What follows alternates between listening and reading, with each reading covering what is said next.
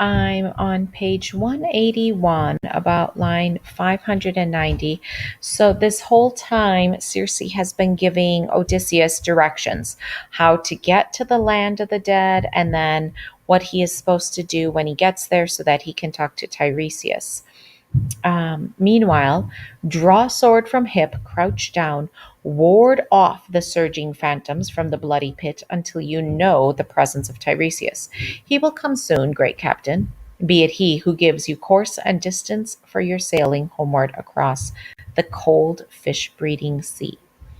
As the goddess ended, dawn came stitched in gold. Now Circe dressed me in my shirt and cloak, put on a gown of subtle tissue silvery, then wound a golden belt about her waist and veiled her head in linen, while I went through the hall to rouse my crew.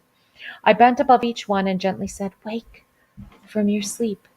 No more sweet slumber. Come, we sail. The Lady Circe so ordains it." They were soon up and ready at the word, but I was not to take my men unharmed from this place, even this. Among them all, the youngest was Elpenor, no mainstay in a fight, nor very clever, and this one, having climbed on Circe's roof to taste the cool night, fell asleep with wine. So he just kind of bashed Elpenor there. Not very strong, not very good in a fight, not very smart. Who knows why he came along at all in the first place? So it was hot. He climbed up on the roof. He had had too much wine. Waked by our morning voices and the tramp of men below, he started up, but missed his footing on the long, steep backward ladder and fell that height headlong. The blow smashed the nape cord, and his ghost fled to the dark. But I was outside walking with the rest, saying, "Homeward, you think we must be sailing to our own land? No. Elsewhere is the voyage Circe has laid upon me.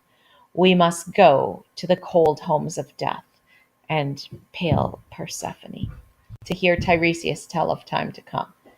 They felt so stricken upon hearing this, they sat down wailing loud and tore their hair. But nothing came of giving way to grief. Down to the shore and ship at last we went, bowed with anguish, cheeks all wet with tears, to find that Circe had been there before us, and tied nearby a black ewe and a ram. She had gone by like air, for who could see the passage of a goddess unless she wished his mortal eyes aware? So Circe left them the animals that they needed for the sacrifice and disappeared. And so the men are off on their own.